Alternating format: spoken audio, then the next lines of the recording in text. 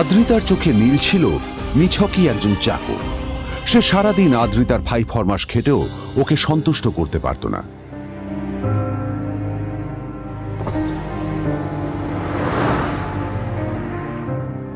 এত কিছুর পরেও কেন একজন ধনী বাবা তার মেয়েকে গরিব ছেলের সাথে বিয়ে দিলেন?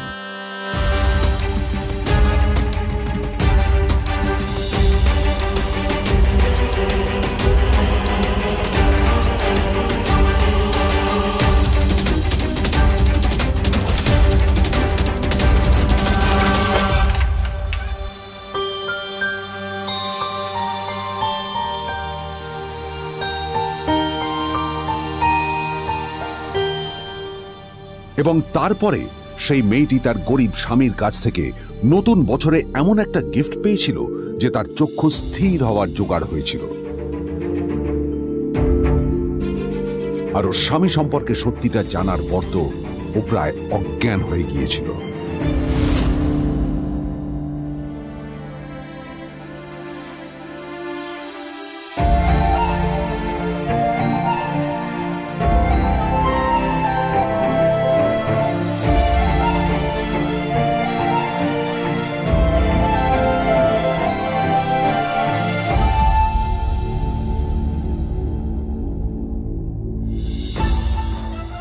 আমার বাবা সবচেয়ে বড় ভুল করেছে তোমার মতো একটা গরিব ছেলের সাথে আমার বিয়ে দিয়ে।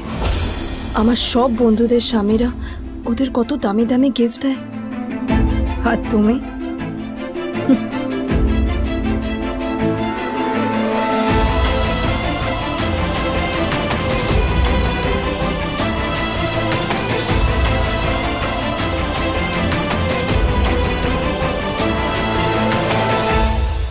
আদ্রিতা তার বাবার কথায় নীলকে বিয়ে তো করেছিল, কিন্তু ও শর্ত দিয়েছিল যেন বাড়ির বাইরের কেউ না জানতে পারে যে নীল ওর স্বামী। নীল ওই বাড়িতে ঘর জামাইয়ের মতো থাকলেও ও যেন ওখানে একজন চাকর ছিল। সবাই ওকে অপমান করত। ওই বাড়িতে না ও ঠিক মতো খাবার পেত, আর না ওর কোনো আলাদা ঘর ছিল। কখনো কার্পেটের উপর ঘুমোতো, তো কখনো আবার পোষা কুকুরের ঘরের পাশে নীলকে ঘুমোতে হতো। হাত খরচ মেটাতে ও এক জায়গায় ওয়েটারের কাজও করত। আদ্রিতা তার বন্ধুদের বলেছিল যে আদ্রিতা বিদেশে বিয়ে করেছে আর তার স্বামী লন্ডনের একজন খুব বড় বিজনেসম্যান। কিন্তু যখন আদ্রিতার বন্ধুরা ওকে ওদের স্বামীদের দেওয়া দামি দামি গিফটগুলো দেখাতো, তখন লজ্জায় ওর ভিতরটা পুড়ে ছাই হয়ে যেত।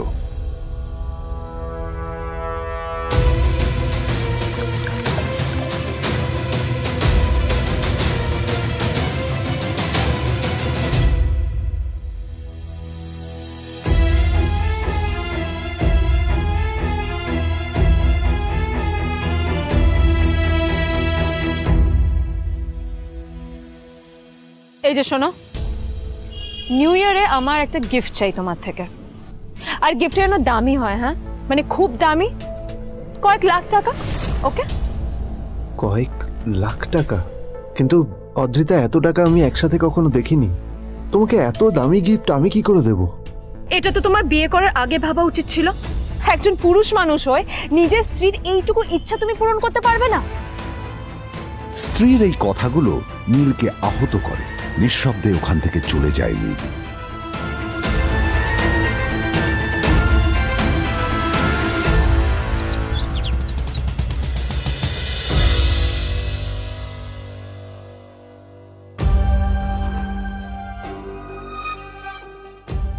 দুদিন পর নিউ ইয়ার পার্টির আগে নীল আদ্রিতার কাছে এসে একটা গিফট প্যাক দেয়।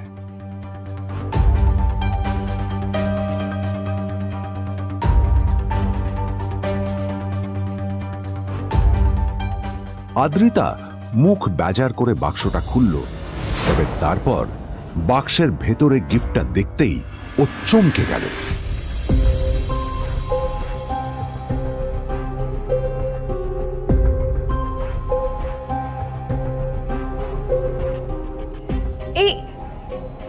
ফোনটা মানে এটা তো একটা স্পেশাল এডিশন, এটার দাম তো 3 কোটি টাকা। তুমি এটা পেলে কোথা থেকে? আসলে আসলে এটা অরিজিনাল নয়। আমি ওই ফোনটারই একটা কপি এনেছি।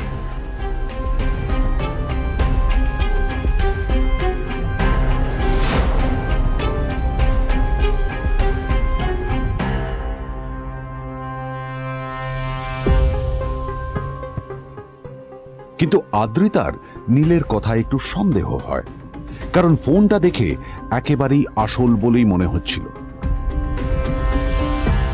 পরের দিনই আদ্রিতা ওই কোম্পানির শোরুমে গেল। এই ফোনটা একটু দেখুন না প্লিজ।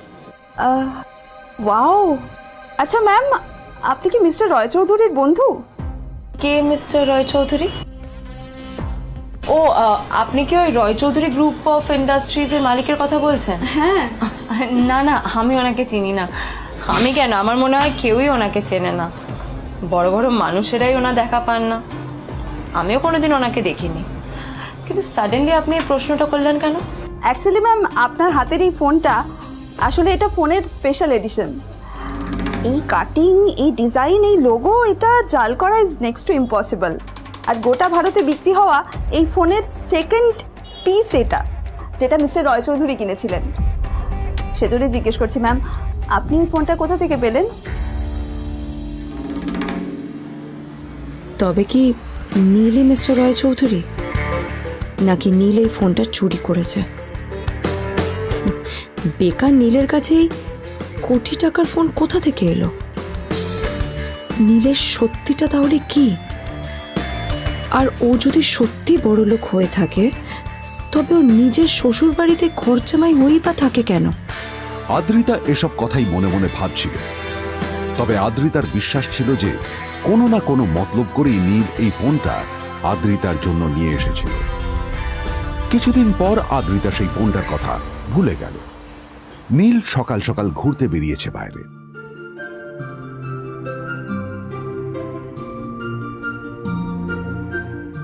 কটা বাজে রে? আমার খুব লেট হয়ে গেছে বুঝলি। তোরা খেল, ঠিক আছে? তোরা খেল, আমি আসছি।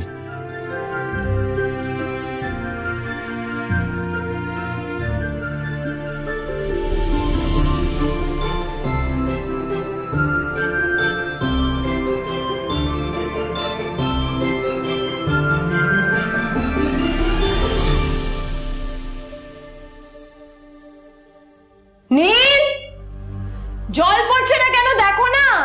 নীল, নীল, নীল কোথায় গেল? নীল,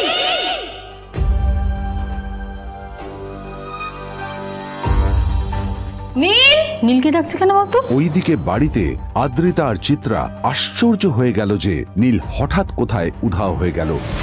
মা তোমাকে কিছু বলে গেছে নীল? হ্যাঁ, কোথায় গেছে ও? না, আমি ওর কোনো খোঁজ খবর রাখি না। আমার একটা কথা মনে হচ্ছে, ওকে না এবার একটু শীতে করতে হবে। একটা কাজে যদি আসতো ছেলেটা, যখনই কোনো কাজের কথা বলি ভ্যানিশ হয়ে যায়। আমি ওকে বলেছিলাম R&B গোল্ড এন্ড ডায়মন্ড থেকে আমার সেটটা নিয়ে আসতে, আনেনি। আনেনি। আজকেও ভালো করে অফিসে নিয়ে যাব, ভ্যানিশ হয়ে গেল। কোথায় গেল কে জানে। আমার ভাগ্যে জুটেছে এরকম একটা ছেলে। এই যে তুমি কেন বিয়েটা দিয়েছিলে আমাকে? এটা আবার কি বলছিস? আমার কি দোষ? দেখ, ওই অসভ্য ছেলেটার সাথে বিয়ে দিতে চাইনি। যা করেছে তোর বাবা করেছে, এটা আমার কোনো দোষ।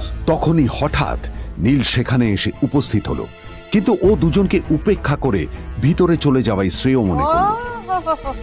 এই যে লাট সাহেব ফিরলেন রাজকার্য করে। এদিকে এসো, তোমার ফাঁকিবাজির আলোচনাই এখানে চলছে। মা প্লিজ থাক, মা থাক, ভাল লাগছে না। এমনিতেই অফিসের জন্য আমার লেট হয়ে যাচ্ছে, আর বিজন আমার ওয়েটও করছে। বিজনের নাম শুনেই নীলের মুখটা ফ্যাকাশে হয়ে গেল। আদ্রিতা নীলকে উপেক্ষা করেই বলল, আরে যে এই ছেলেটার মতো আর একটা ফাঁকিবাজ না তুমি পাবে না। তুমি কেন দাঁড়িয়ে আছো? এই যে শোনো শোনো শোনো শোনো, দাঁড়িয়ে আছো কেন? তোমাকে আমি বলেছিলাম R&B গোল্ড ডায়মন্ড থেকে আমার সেটটা তুলেছো, তোলোনি তো। এইটা চাই না আমার। তুমি আমার সাথে অফিসে যাবে, ফেরার পথে তুমি সেটটা নিয়ে আসবে। তোমার জন্য সবসময় লেট হয়ে অফিসে, তোমার জন্য বিরক্ত লাগে। আর ব্যাগটা নিয়ে ওর পেছন পেছন কোথায় যাচ্ছ? যা দিয়ে ওখানে রেখে এসো।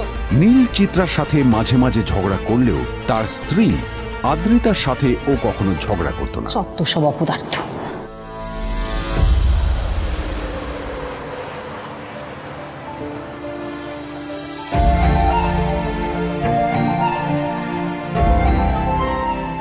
কিছুক্ষণের মধ্যেই তারা আদ্রিতার অফিসে পৌঁছে গেল।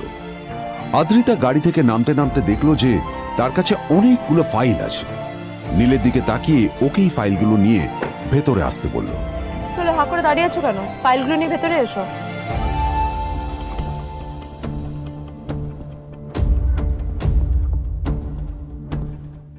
আদ্রিতা যখন ওর ক্যাবিনে পৌঁছলো তখন দেখলো সেখানে আগে থেকেই ওর বন্ধু এবং বিজনেস পার্টনার বিজন বসে ওর জন্য অপেক্ষা করছে।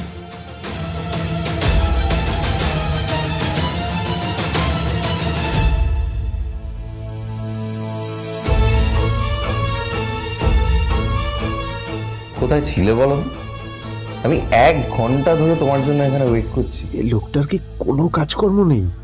1 ঘন্টা ধরে বসে আমার স্ত্রী আদ্রিতার জন্য অপেক্ষা করছে। সরি বিজন, আমি খুবই দুঃখিত যে বাড়ির কিছু লোকের জন্য না আমার সবসময় লেট হয়ে যায়। আদ্রিতার কথা শোনার পর বিজনের 1 ঘন্টা অপেক্ষা করার অভিযোগ 1 মুহূর্তের মধ্যে মিলিয়ে গিয়েছিল। কি হলো, হাসছো কেন? লটারি পেলে নাকি? লটারি? হ্যাঁ, তুমি আসা মানে আমার কাছে লটারির থেকেও বেশি দাম। তবে তার থেকে কিঞ্চিত কম দামি একটা গিফট আমি তোমার জন্য এনেছি।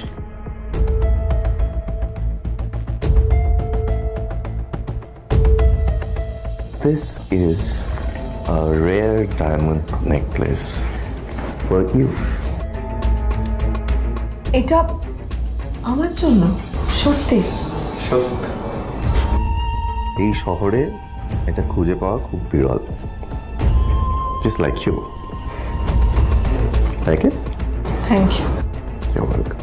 Thank you for the gift. আসি তাহলে এখন।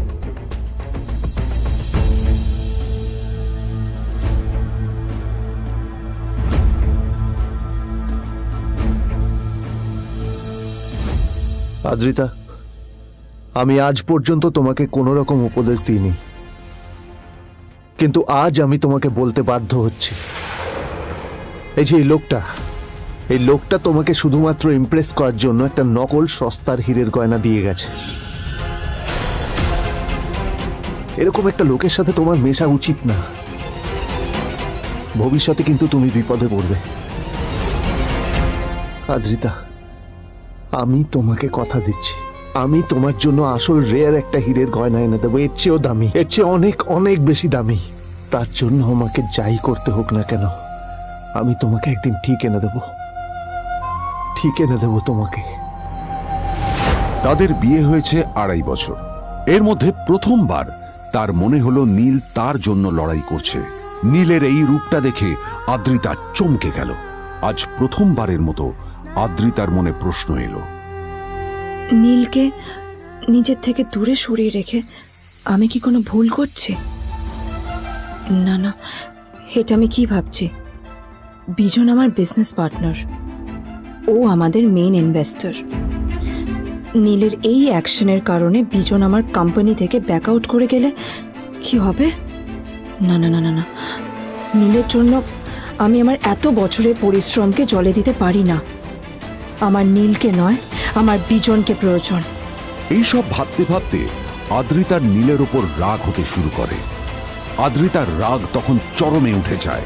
আজ প্রথমবার নীল আদ্রিতার সাথে খারাপ ব্যবহার করেছে। How dare you! তোমার এত বড় সাহস! হ্যাঁ, তোমাকে কে অধিকার দেয় বলো তো যে তুমি আমারই অফিসে দাঁড়িয়ে আমাকেই এতগুলো উল্টোপাল্টা কথা তুমি শোনালে? তোমাকে এখানে আনাই আমার ভুল হয়েছে, সবচেয়ে বড় ভুল হয়েছে। এবার চুপচাপ এখান থেকে বেরিয়ে যাও, right now. Get out! Neel আদ্রিতার এই কথার কোনো উত্তর দিল না। নীল জানতো যে ও যতই কথা বাড়াবে আদ্রিতা ততই বেশি রেগে যাবে। আদ্রিতা যেন তেন ভাবে নিজের রাগ চেপে ব্যাপারটা ওখানেই শেষ করার চেষ্টা করলো, কিন্তু ও তো জানতো না যে ব্যাপারটা তখন সবে শুরু হয়েছে। কি হলো, শুনতে পাচ্ছিস না? কালা নাকি? আমারই সামনে দাঁড়িয়ে আমার কেনা গিফট নিয়ে তুই মজা করলি? কত বড় সাহস রে তোর! নিজেকে তো বিক্রি করে দিলে ওরকম একটা ডায়মন্ড নেকলেস তুই কিনতে পারবি না। তোর এই গরিবের পারফিউম, সস্তা শার্ট, পায়ে একটা ফাটা চপ্পল নিয়ে নিজেকে বড় হিরো মনে করছিস? তোর নিজের কত দাম সেটা তোর নিজের জানা উচিত। Zero, big zero. সালা খরচা মাই চল।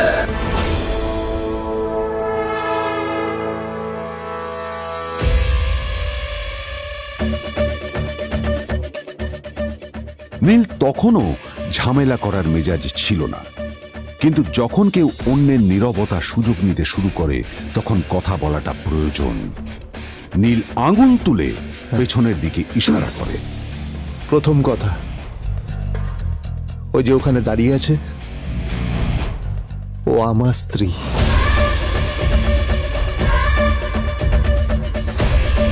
তাই আমার স্ত্রীকে তোমার নেকলেস দেওয়ার কোনো অধিকার নেই। ওকে যদি নেকলেস দিতে হয় তাহলে আমি দেব। তাই এসব ফ্রডগিরি বন্ধ করো। আর দ্বিতীয় কথা, যার পকেটে পয়সা নেই ঝনঝন আওয়াজ করা তার মানায় না।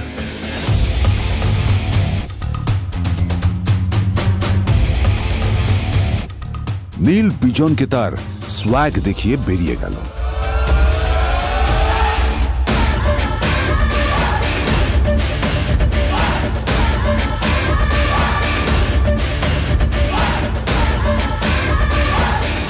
আদ্রিতার রাগে গজগজ করছিল। ওর জ্বলন্ত চোখের সামনে শুধু নীলের মুখটা ভেসে উঠছিল। ও যতই নীলের কথা ভাবছিল ততই ওর রাগ বেড়ে যাচ্ছিল। গত কয়েক মাস ধরে আদ্রিতার কোম্পানির অবস্থা একেবারেই ভালো ছিল না। আদ্রিতা তা সামলানোর আপ্রাণ চেষ্টা করছিল। কি যে করবেও সেইটাই বুঝে উঠতে পারছিল না। তারপর বিজনের সাথে ওর দেখা হলো, আর তখনই বিজনের সাথে ওর বন্ধুত্ব হলো। বিজন একটা খুব বড় পরিবারের সদস্য। আজ বিজন শুধুমাত্র আদ্রিতার কোম্পানির একজন বিজনেস পার্টনারই নয়, সাথে বড় ইনভেস্টরও। আর শুধুমাত্র বিজনের কারণেই আদ্রিতার কোম্পানি এখনো চলছে। এই কোম্পানির সমস্ত লস বিজনই বহন করে এবং আদ্রিতারও ওকে তাই খুব প্রয়োজন। বিজনের সাথে বন্ধুত্ব করা আদ্রিতার পক্ষে সহজ কাজ ছিল না। অনেক কাঠখড় পুড়িয়ে আদ্রিতা ওর কাছাকাছি এসেছিল। সবকিছু ঠিকঠাকই চলছিল, সবকিছুই আদ্রিতার প্ল্যান অনুযায়ী হচ্ছিল, কিন্তু নীল আজ এসে সবকিছু নষ্ট করে দিল। জাস্ট কি দরকার ছিল বুঝতে পারছি না। কি দরকার ছিল নীলের বিজনকে এতগুলো কথা শোনানোর? এবার বিজন আমাকে টাকা দেবে কিনা সেটাও জানি না, আমার কোম্পানিতে ইনভেস্ট করতে চাইবে কিনা সেটাও বুঝতে পারছি না। কি করব?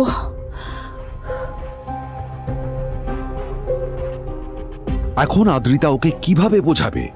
ভুল করে যদি বিজন ওর টাকা ফেরত চায় তবে আদ্রিতার কোম্পানি সেন কর্পোরেশন খুব বড় সমস্যায় পড়ে যাবে। তারপর কি হবে? সেন পরিবারের দেখভাল কে করবে? এইসব ভাবতে ভাবতে আদ্রিতা নিজের উপরেও রেগে গেল। আসলে দোষটা ওর নিজেরই। আদ্রিতা কেন নীলকে ওদের মাঝে আনতে গেল? নীলকে অফিসে নিয়ে আসারই বা কি দরকার ছিল? আর যদি সে নীলকে সাথে করে না আনতো তাহলে বিজন এখন ওর সাথেই বসে থাকতো।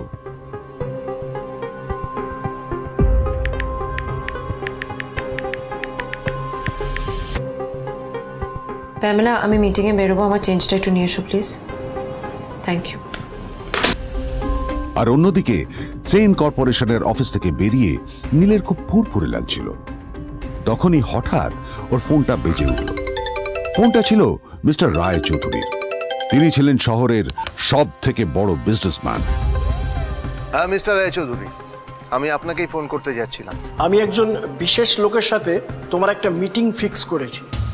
ওর অ্যাড্রেস আমি তোমাকে টেক্সট করে দিয়েছি। আমি চাই তুমি ওই লোকটার সাথে মিট করো। ঠিক আছে, আমি যে কোনো কারোর সাথে দেখা করতে পারি, কিন্তু তার জন্য আপনাকে আমার দুটো শর্ত মানতে হবে। প্রথমটা, আমার জন্য একটা রেয়ার হীরের নেকলেস আপনাকে জোগাড় করে আনতে হবে। আর দ্বিতীয়টা, আমি আপনাকে টেক্সট করছি, এটাও কিন্তু একই রকম জরুরি। এই দুটো কাজ আপনাকে যত তাড়াতাড়ি সম্ভব করে ফেলতে হবে আমার জন্য, ঠিক আছে? তোমার অ্যাকাউন্টে কিছু টাকা পাঠিয়েছি। কিছু জামা কাপড় কেনো, যাতে তুমি ভদ্র সমাজে আসার যোগ্য হও আর তোমাকে আমি স্বামীর পরিচয় দিতে লজ্জা না পাই। তোমার কারণে আমার পরিবার লজ্জা পাবে, আমি সেটা চাই না। যখনই দেখি তখনই তুমি ভিকিরির মতো ছেঁড়া ফাটা জামা কাপড় পরে থাকো। আসলে আদ্রিতার বাড়িতে আজ ফ্যামিলি ডিনার পার্টি ছিল, আর শেষবার নীলের জন্য ওকে অনেক ঝামেলা পোহাতে হয়েছিল। মেসেজ পড়ে নীল ফোনটা নিজের পকেটে রেখে রাস্তার ধারে গিয়ে একটা ট্যাক্সি থামানোর জন্য হাত বাড়িয়ে দিল। নীল ট্যাক্সি ধরে গোল্ডেন সিটি অ্যাভিনিউর দিকে বেরিয়ে পড়ল। গোল্ডেন সিটি অ্যাভিনিউ শুধু কলকাতারই নয়, এটা ছিল সারা পশ্চিমবঙ্গের সবচেয়ে বিলাসবহুল সোসাইটিগুলোর মধ্যে একটা। আসলে এই সেই জায়গা যেখানে মিস্টার রায়চৌধুরী আজ তার জন্য গোপন মিটিং ফিক্স করেছিলেন। কিন্তু নীল কার সাথে দেখা করতে যাচ্ছে এ সম্পর্কে ওর কোনো ধারণাই ছিল না। যখন নীল সেখানে পৌঁছল, পুলভিলার বাগানে বসে থাকা লোকটিকে দেখে রাগে নীলের রক্ত ফুটতে শুরু করলো। নীল ওখানে না দাঁড়িয়ে বেরিয়ে গেল। তখনই হঠাৎ একটা মেসেজ এলো। আসলে আজ আদ্রিতার ফ্যামিলি গ্যাদারিং এ যাওয়ার আগে নীলকে ওর হাই স্কুলের রিইউনিয়নেও যেতে হতো। গ্র্যাজুয়েশনের পর এত বছরে এই প্রথম নীল তার কোনো কলেজ বা স্কুলের রিইউনিয়নে যাচ্ছে। এতগুলো বছরে নীল তার কোনো বন্ধুর সাথেই দেখা করেনি। নীলের তার পুরনো সহপাঠীদের কথা মনে পড়তে লাগলো, যাদের সাথে ও স্কুলে মজা করত। আজ আবার ওদের সকলের সাথে নীলের দেখা হবে।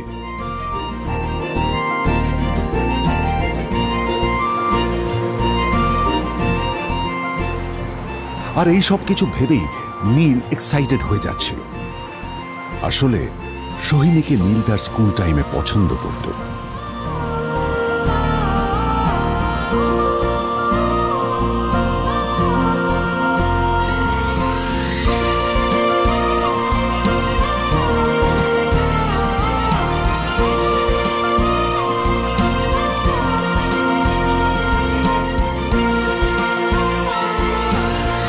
অন্যদিকে সেম কর্পোরেশনে ইনভেস্টরদের সঙ্গে আদ্রিতার মিটিং একেবারেই ভালো যায়নি। তাকে দেখে বেশ গম্ভীর মনে হচ্ছিল।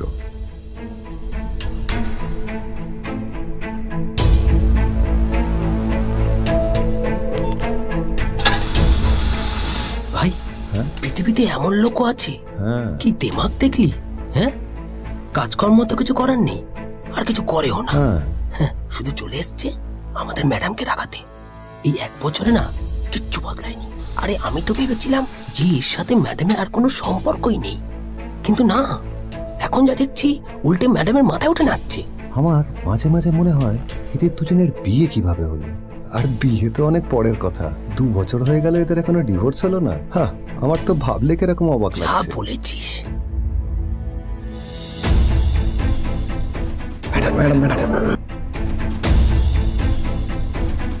অফিসে চলতে থাকা এইসব কথা শুনে আদ্রিতার আরো রাগ হলো।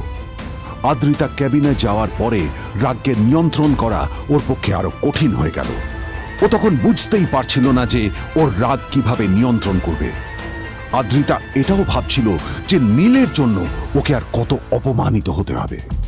এসব ভাবতে ভাবতেই আদ্রিতার চোখ গেল ওর বাবার ছবিটার দিকে।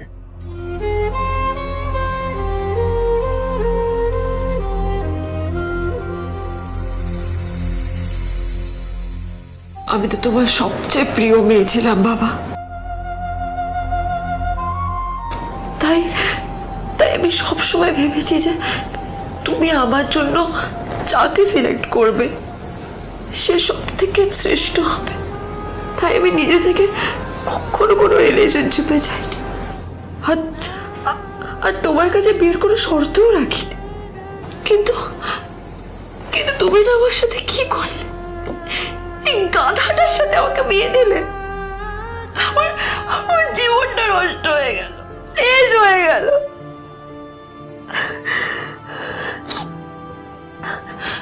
আমি যদি একটু জানতাম যে ও কিছু করে না, ঘর চাপাই হয়ে থাকবে, এইসব কাজকর্ম করে, তাহলে আমি কোনোদিনই বিয়েতে রাজি হতাম না বাবা, কোনোদিন না, কোনোদিন।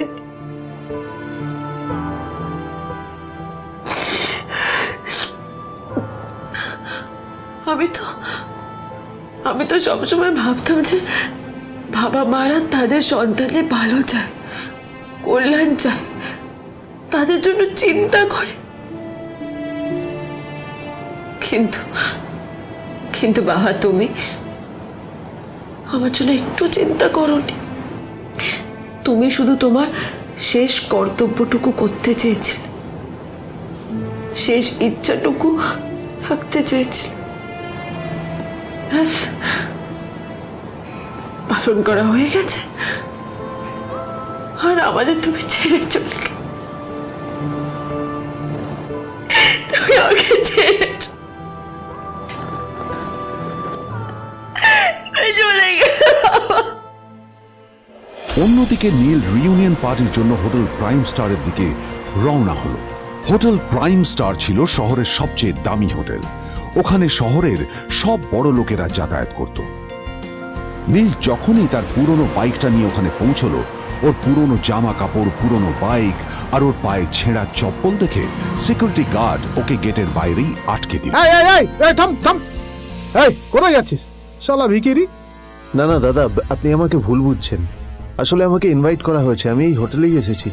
শালা মিথ্যে কথা বলার জায়গা পাস না? হ্যাঁ, মিথ্যে কথা বলার আগে নিজের চেহারাটা তো দেখতিস। এটা একটা প্রাইম হোটেল, বুঝেছিস? এখানে সব শহরের বড় বড় লোকেরা তাদের বড় বড় গাড়ি নিয়ে আসে। শালা তোর মতো একটা ভিকিরি একটা ফ্যাট প্যাটে আওয়াজ বের করা বাইক নিয়ে চলে এসেছিস, আর আমি তোকে ঢুকতে দেবো না দাদা? আমাকে ইনভাইট করা হয়েছে, আমাকে শুনুন শুনুন, আরে চল আমাকে একবার ঢুকতে দিন আমাকে। নীল পড়ে যেতেই একটা দামি গাড়ি ওখানে এসে দাঁড়ালো। এই গাড়িটি আর অন্য কারো নয়, হোটেল প্রাইমের মালিক মিস্টার খান্নার ছিল। কি হচ্ছে কি এটা? হোটেলের গেটের সামনে এসব এসব ক্যাশ চলছে এখানে। হোটেলের বদনাম হবে না এতে?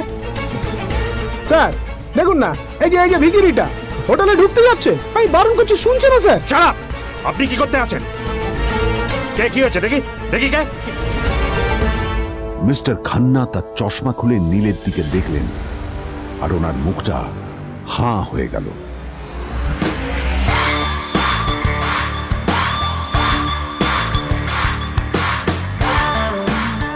নীল স্যার, আপনি?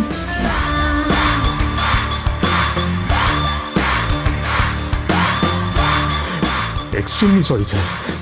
স্যার স্যার, আপনি একটা ইনফর্ম করেননি কেন আমাকে? আপনি আসবেন জানলে তো আমি নিজে রিসিভ করতে আসতাম আপনাকে। ঠিক আছে, আপনি ব্যস্ত হবেন না প্লিজ। জানোইনি কে? নিজের বসকে এভাবে একজন ভিখারিকে হাতে পায়ে ধরতে দেখে গার্ডটিও অবাক হয়ে গেল। আরে sir, sorry sir, extremely sorry, আপনি আমার সঙ্গে আসুন। সরি স্যার, সরি, ভুল হয়ে গেছে স্যার। সালাম স্যার। নীল কি তবে সত্যিই একজন খুব বড়লোক কেউ? জানতে পকেট এফএম এর এই সম্পূর্ণ গল্পটি শুনুন বস, দুনিয়া যার বসে, যেটা ভারতীয়রা সবচেয়ে বেশি শুনছে। বিনামূল্যে গল্প শুনতে নিচের ইনস্টল বাটনে ক্লিক করুন এবং পকেট এফএম ডাউনলোড করুন।